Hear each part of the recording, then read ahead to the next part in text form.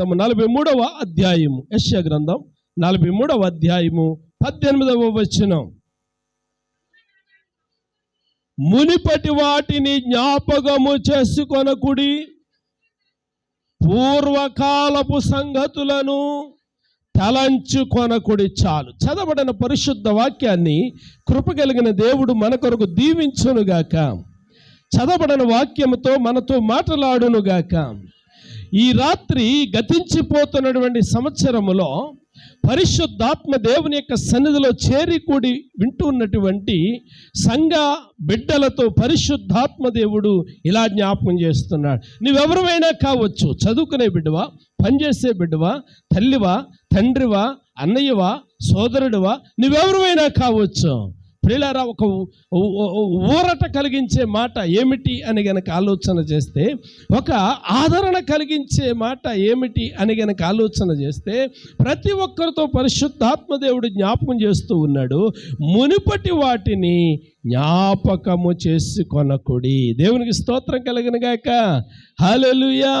మునుపటి వాటిని జ్ఞాపకము చేసుకొనకుడి అంటే పూర్వకాలపు సంగతులను తలంచుకోవద్దు అనే మాట పరిశుద్ధాత్మ దేవుడి రాత్రి మనతో మాట్లాడుతూ ఉన్నాడు. ఈ వచనాన్ని మనం చదువుతూ ఉన్నప్పుడు, ఈరోజు మనము ఆలోచించబోయే ఈ వచనము చదువుతూ ఉన్నప్పుడు చాలా చిన్నగా ఉంటుంది. కానీ దీని యొక్క పరమార్థం మనం చూసినట్లయితే మన జీవితాలను పూర్తిగా మార్చగలిగినటువంటి శక్తివంతమైనటువంటి వాక్యము. దేవునికి స్తోత్రం కలుగును గాక. హల్లెలూయా. ఎందుకు పరిశుద్ధాత్మ దేవుడు ఇలా మాట్లాడుతూ ఉన్నాడు? పూర్వపు కాలములను, పూర్వ సంగతులను, మునుపటి వాటిని ఎందుకు జ్ఞాపకం చేసుకోవద్దు అంటున్నాడు? మీ మైండ్ పక్కకి వెళ్తుందేమో, నేను మాట జ్ఞాపకం చేస్తాను. అంటే మునుపటి వాటినంటే ప్రియులారా, పక్కోడి దగ్గర 10,000 అప్పు తెచ్చుకున్నాం, దాన్ని మర్చిపోమంటలేదు దేవుడు. ఆమా స్వామి, పక్కోడి దగ్గర 1,00,000 రూపాయలు అప్పు తెచ్చుకున్నాం, దాన్ని మర్చిపోమంటలేదు. జాగ్రత్తగా వినాలి. ఆత్మీయంగా పరిశుద్ధాత్మ దేవుడు మాట్లాడుతూ, భౌతికంగా 2026వ సంవత్సరంలో ప్రియులారా నీవు దీవించబడాలి అనే ఉద్దేశంతో పరిశుద్ధాత్మ దేవుడు ఏమని మాట్లాడుతూ ఉన్నాడంటే, మునుపటి వాటిని జ్ఞాపకం చేసుకోవద్దు. ఎందుకు అని అంటే, మనం ఒక నూతన సంవత్సరంలోనికి ప్రవేశిస్తూ ఉన్నాం. ఒక నూతన ఉద్దేశాలతో నూతన సంవత్సరంలోనికి వెళుతూ ఉన్నాం. నూతన సంవత్సరంలోనికి వెళుతూ ఉన్నప్పుడు మన ఆలోచనలు ఎలా ఉంటాయి అని అంటే, ప్రియులారా, కొత్త కొత్త ఆలోచనలుగా ఉంటూ ఉంటాయి. 2025లో నేను ఇలా బాధపడ్డాను, 2026 ఎలా ఉండబోతుందో కదా, 2026 ఎలా ఉండబోతుందో అనే విషయాన్ని మన మనసులో ధ్యానం చేసుకుంటూ ఉంటాం. కాబట్టి పరిశుద్ధాత్మ దేవుడు ఏమంటున్నాడు అంటే, చాలామంది ఇంకా గతంలోనే జీవిస్తూ ఉన్నారు.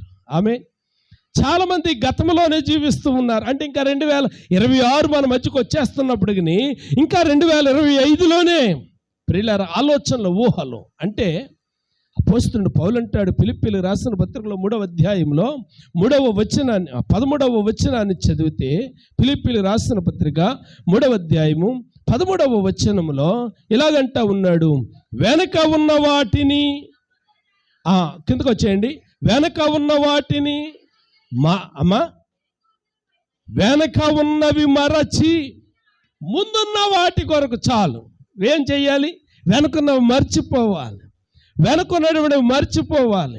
ప్రియులారా, 2025లో జరిగినటువంటి గాయాలు, ఎన్నో గాయాలు నీకు కలిగి ఉండొచ్చు, ఎన్నో అవమానాలు నీకు కలిగి ఉండొచ్చు, ఎన్నో నిందలు నీకు కలిగి ఉండొచ్చు, ఎన్నో ప్రియులారా సంఘటనలు నిన్ను బాధించి ఉండొచ్చు, ఎన్నో నష్టాలు నీకు కలిగి ఉండొచ్చు. ఆమేన్. ఎన్నో నష్టాలు నీకు కలిగి ఉండొచ్చు. ప్రియులారా, శారీరకంగా ఎన్నో గాయాలు నీకు అయి ఉండొచ్చు. నీ స్నేహితుల వలనో, నీ పొరుగు వారి వలనో, నీ ఇంటి వారి వలనో నీ మనసు ఎంతో గాయపడి ఉండొచ్చు. ఆమేన్. అయితే ఈ రాత్రి పరిశుద్ధాత్మ దేవుడు జ్ఞాపకం చేస్తున్నాడు, వాటిని నువ్వు తలుచుకోవద్దు. నీ మనసు గాయపడిన వాటిని తలుచుకోవద్దు. నీ బంధువులను బట్టి గాయపడ్డాదేమో మనసు, వాటిని తలుచుకోవద్దు. నీ ఇంటి వారిని బట్టి, నీ ఇంటి వారే నీకు శత్రువులుగా మారి నీ నిందించారేమో, నిన్ను నిందించారేమో, నిన్ను అవమానపరిచారేమో, ఈ రాత్రి దాన్ని జ్ఞాపకం చేసుకోవద్దు. దేవునికి స్తోత్రం కలిగిన గాక. ఎందుకు అని గనక ఆలోచన చేసినట్లయితే ఈ దేవుడు ప్రియులారా చదవబడిన ఈ వచనంలో ఒక స్పష్టమైనటువంటి ఆజ్ఞని ఇస్తూ ఉన్నాడు. ఏంటి అనంటే గతాన్ని పట్టుకొని జీవించకండి. ఆమె గతాన్ని పట్టుకొని జీవించకండి. మరేం చెయ్యాలి అని గనక ఆలోచన చేసినట్లయితే ఈ వచనంలో 2 విషయాలు త్వరగా ప్రియులారా నేను జ్ఞాపకం చేసి ముగించడానికి ప్రయత్నం చేస్తాను. ఈ వచనంలో ఎన్ని మాటలు?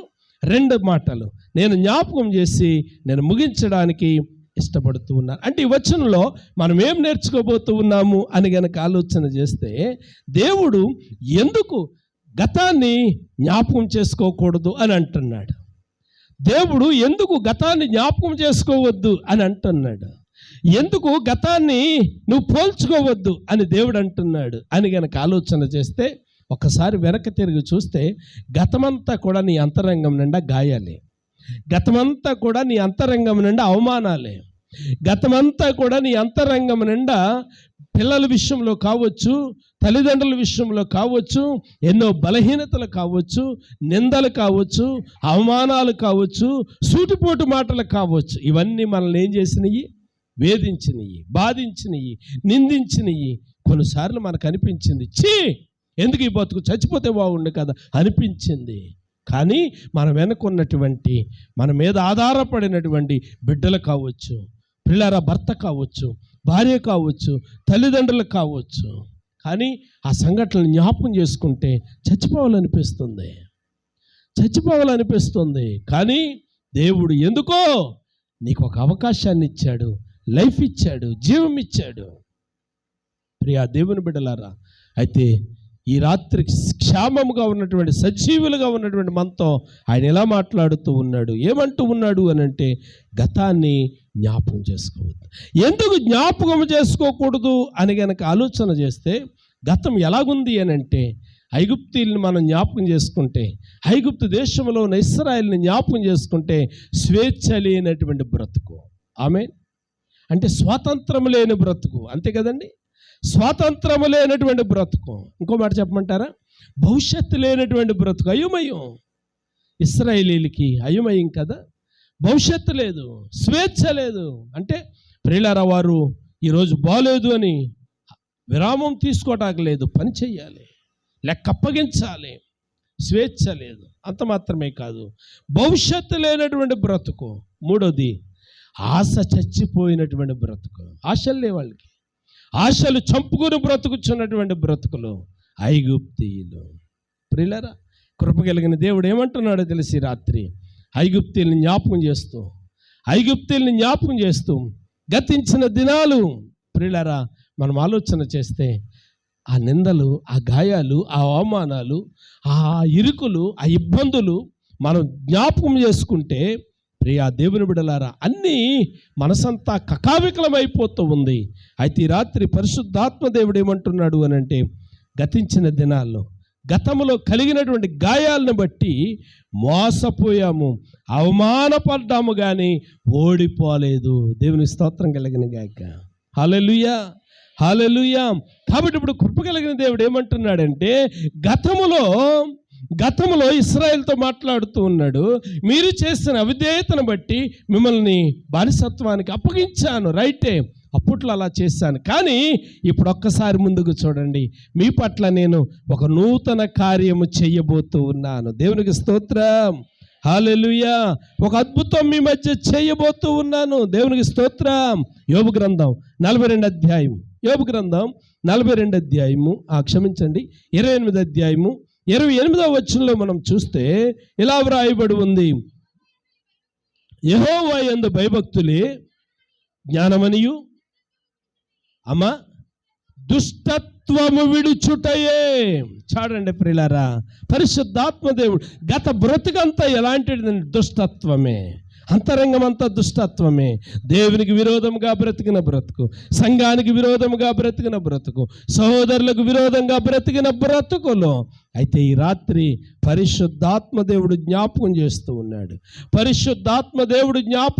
ఉన్నాడు.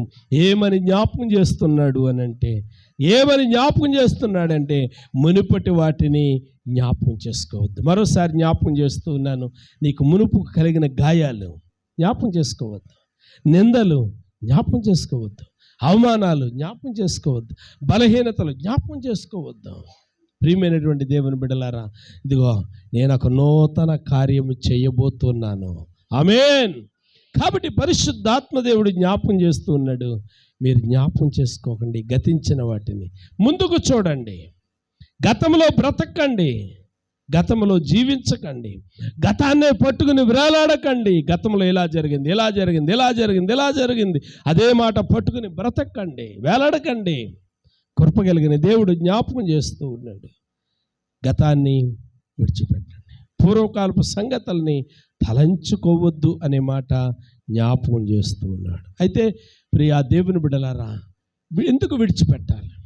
మొదటి మాట అన్నాను నేను, రెండు మాటలు జ్ఞాపకం చేస్తానన్నాను. మొదటి మాట గతాన్ని ఎందుకు జ్ఞాపకం చేసుకోకూడదు అనే మాట జ్ఞాపకం చేశాను. రెండో మాట, ప్రియా దేవుని బిడ్డలారా, గతాన్ని విడిచిపెట్టకపోతే ఏమవుతుంది? రెండో మాట, గతాన్ని విడిచిపెట్టకపోతే ఏమవుతుంది? జాగ్రత్తగా గమనించండి. గతాన్ని విడిచిపెట్టకపోతే ఆత్మీయ ఎదుగుదల ఉండదు. ఆమేన్. ఆత్మీయ ఎదుగుదల ఉండదు. దేవుని సన్నిధిలో నువ్వు సంతోషించలేవు. కారణం ఏంటి తెలుసా? మా అక్క ఎలాగన్నది, మా అక్క ఎలాగన్నది, మా మమ్మీ ఎలాగన్నది, ఈ మాటలు పట్టుకునే వేలాడుతూ ఉంటాం, ఏడుస్తూ ఉంటాం, కుమిలిపోతూ ఉంటాం. దేవుని సన్నిధిలో నువ్వు ఆనందించలేవు, దేవుని సన్నిధిలో ఆరాధన చేయలేవు, దేవుని సన్నిధిలో పాడలేవు. ప్రియా దేవుని బిడ్డలారా, ఇందాక ప్రగతి సాక్ష్యం చెప్పింది. గతంలో ఎన్నో ప్రియులారా నోటి నిండా అందినటువంటి సంతోషం ఒక్కసారి వైద్యులు చెప్పినటువంటి మాటను బట్టి ఆ మనసు కకావికలమైపోయింది. ఆ మాటను పట్టుకుని అదే విరాలాడితే ప్రియులారా ఈరోజు ఆ సంతోషం ఉండేది కాదు, మర్చిపోయింది, ముందుకు వెళ్తూ ఉంది. నా దేవుడు గొప్పవాడు, దేవునికి స్తోత్ర. నా దేవుడు గొప్పవాడు, గొప్ప కార్యాలు చేయబోతూ ఉన్నాడు, దేవునికి స్తోత్ర. కాబట్టి ఈ రాత్రి ఆమె జీవితంలో చేస్తున్న దేవుడు, నా జీవితంలో చేస్తున్న దేవుడు నీ జీవితంలో ఎందుకు చేయడం? నీ జీవితంలో కూడా చేస్తాడు. కాదంటే ప్రియా దేవుని బిడ్డలారా, గతాన్ని పట్టుకుని మనం వేలాడొద్దు. బిడ్డలను బట్టి అవమానపడ్డామా? మర్చిపో. తల్లిదండ్రులను బట్టి అవమానపడ్డా? మర్చిపో. ప్రియులారా, పొరుగువారే నిన్ను మోసం చేశారా? మర్చిపో. మోసానికి మోసం ప్రతిఫలం నువ్వు అనుకోవద్దు. కీడుకు కీడు ప్రతిఫలం నువ్వు అనుకోవద్దు, మర్చిపో దాన్ని. కీడు చేయొద్దు, మోసానికి మోసం చేయొద్దు, మాటకు మాట అప్పగించొద్దు, మాటకు మాట అప్పగించొద్దు. దేవునికి అప్పగించు, దేవుని వైపు చూడు. ఇప్పుడు ఆయన అంటా ఉన్నాడు, నీవు గనక వెనక వాటిని మరిచి ముందున్న వాటి కొరకు నువ్వు చూడగలిగితే 42 అధ్యాయం యోబు గ్రంథంలో 42 అధ్యాయం యోబు గ్రంథం 12వ వచనములో ఇలా జ్ఞాపకం చేస్తూ ఉన్నాడు, యెహోవా యోబును మొదట ఆశీర్వదించిన దానికంటే మరి అధికముగా. ఆమేన్, ఆమేన్ చెప్పండి, ఆమేన్. దేవుడి రాత్రి సంఘంతో జ్ఞాపకం చేస్తున్నాడు. గతాన్ని మర్చిపోయి ముందున్న వాటి కొరకు ఎదురు చూడగలిగితే దేవుడు అంటా ఉన్నాడు, యోబుని దీవించిన దేవుడు, యోబును హెచ్చించిన దేవుడు నిన్ను కూడా దేవుడు హెచ్చించడానికి. ఎంత హెచ్చించబోతున్నాడు అని అంటే అక్కడ వ్రాయబడి ఉంది, మరి అధికముగా. ఆమేన్, ఆమేన్. మరి అధికముగా నిన్ను హెచ్చించబోతూ ఉన్నాడు. ఒకసారి గుండెల మీద వేసుకుని చెయ్యి మనం ఎలా చెప్తామా? నన్ను దేవుడు హెచ్చించబోతూ ఉన్నాడు, దేవుడు నన్ను హెచ్చించబోతూ ఉన్నాడు, దేవుడు నన్ను హెచ్చించబోతూ ఉన్నాడు. ప్రార్థనలో చెప్పండి, ప్రార్థనలో, వాక్యములో, ప్రియా దేవుని బిడ్డలారా సహవాసములో ఆయన నన్ను హెచ్చించబోతూ ఉన్నాడు. ఎప్పుడైతే ఆయన నిన్ను హెచ్చించడానికి ఇష్టపడతాడో ప్రియులారా, యోబును దీవించిన దేవుడే నీతో కూడా మాట్లాడడానికి ఇష్టపడుతూ ఉన్నాడు. ఏమంటా ఉన్నాడు అని అంటే, యోబును ఆశీర్వదించిన దేవుడు నిన్ను కూడా ఆశీర్వదిస్తాడు. ఎలాగ ఆశీర్వదించాడు? 2 అంతలు మరి అధికముగా దేవుడు ఆశీర్వదించాడు. కాబట్టి మనం ఏం చేయాలంటే మునుపు వాటిని మర్చిపోతాం. సంఖ్యాకాండం చూడండి ప్రియులారా, సంఖ్యాకాండంలో 15 అధ్యాయము 39వ వచనంలో మనం ఆలోచన చేసినట్లయితే 15:39, మీరు నా ఆజ్ఞలన్నిటినీ జ్ఞాపకము చేసుకుని దేవునికి ప్రతిష్ఠులై ఉండునట్లు మునిపటి వలె కోరిన వాటిని బట్టి, చూచిన వాటిని బట్టి. చూడండి దేవుడు అంటున్నాడు, రెండంతల ఆశీర్వాదం నీకు ఇవ్వాలంటే కోరిన వాటిని బట్టి మనం ప్రవర్తించకూడదు. చూస్తున్నారు, వింటున్నారా? అంటే అంతరంగం అప్పుడప్పుడు వెర్రి తలలు వేస్తూ ఉంటుంది, వెర్రి ఊహలు, వెర్రి ఆలోచనలు, దేవునికి ఆయాసకరమైనటువంటి పనులు చేస్తూ ఉంటుంది.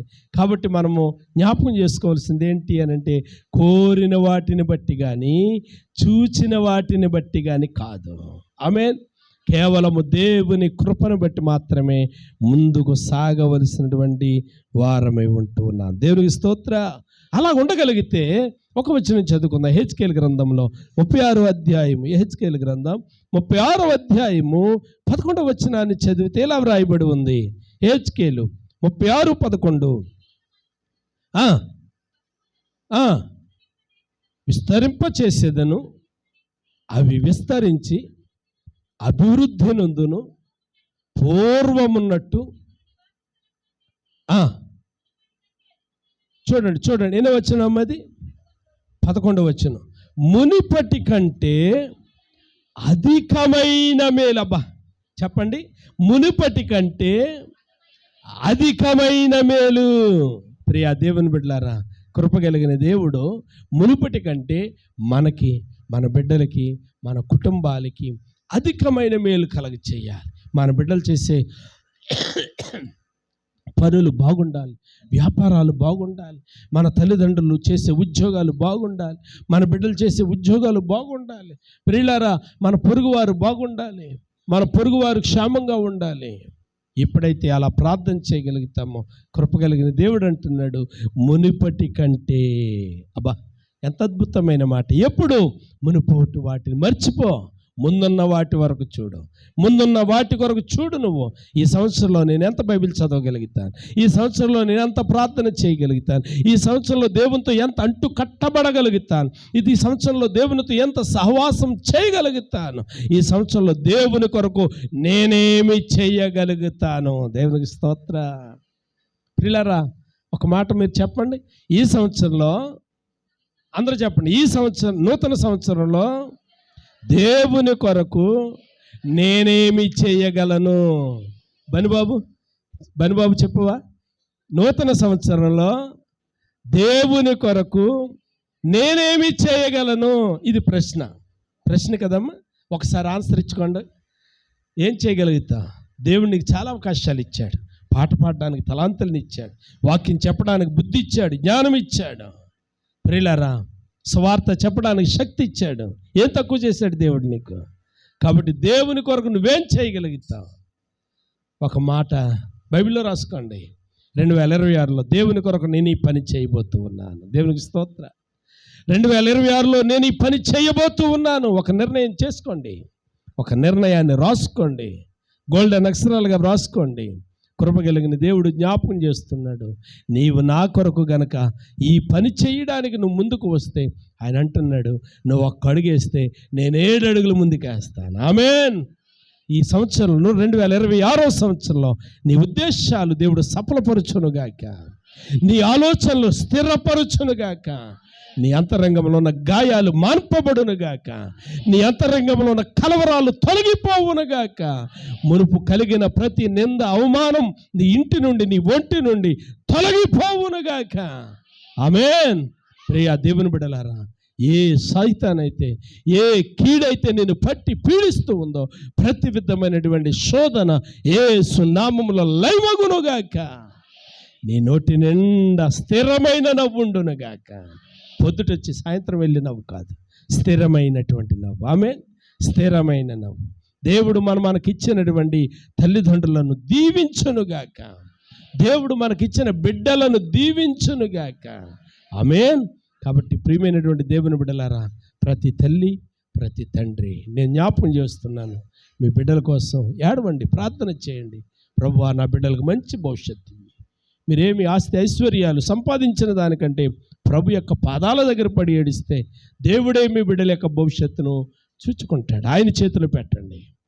ఈ 2025వ సంవత్సరం ముగింపు వర్తమానం మరోసారి నేను జ్ఞాపకం చేస్తున్నాను. పరిశుద్ధాత్మ దేవుడు అంటాడు, మునుపటి వాటిని జ్ఞాపకం చేసుకోకండి. అంటే మునుపు కలిగినటువంటి గాయాలు, నిందలు, అవమానాలు జ్ఞాపకం చేసుకోకండి. ప్రియులారా, అపోస్తలుడు పౌలు అన్నట్టు పాపముల చేత, అపరాధముల చేత చచ్చిపోయిన వారమే, కానీ ప్రభు దగ్గరికి వచ్చాము, కడగబడ్డాము, శుద్ధీకరించబడ్డాము. ఇప్పుడు మనము నూతన సృష్టి. కాబట్టి ఇంకా పాపమును గురించి మనం బాధపడవలసిన అవసరం లేదు. ఎందుకంటే ఆల్రెడీ బాధపడవలసింది బాధపడ్డాం, పశ్చాత్తాపపడవలసింది, ఏడవలసింది ఏడ్చాం, కన్నీరు కార్చవలసింది కార్చాము. దేవుడు కనికరించాడు. ఆమేన్. కాబట్టి ఇక మన ముందున్నటువంటి లక్ష్యం ఏంటి అని అంటే, మన ముందున్నటువంటి గోల్ ఏంటి అని అంటే, 2026 సంవత్సరంలో దేవుడు నీకిచ్చినటువంటి సమయాన్ని ఎలా వినియోగించగలుగుతూ ఉన్నావు? దేవుని కొరకు నువ్వేం చెయ్యబోతూ ఉన్నావు? తల వంచండి, కళ్ళు మూయండి, ప్రార్థన చేద్దాం. ప్రార్థనా పూర్వకంగా ప్రియులారా దేవుని యొక్క సన్నిధిలో ప్రవేశిద్దాం. ఒక మాట ఇప్పుడు చదివారే, ఇప్పుడు విన్నారే, ఈ మాటలన్నీ జ్ఞాపకం చేసుకుంటూ ప్రియులారా మీ ముందు ఒక 10 నిమిషాలు ఉంది. ఈ 10 నిమిషాల్లో కూడా దేవుని పాదాలు పట్టుకుని గోజాడండి. అయ్యా గతాన్ని నేను విడిచిపెడుతూ ఉన్నాను. అయ్యా, గతం నన్ను వేధిస్తూ ఉంది, గతం నన్ను బాధిస్తూ ఉంది,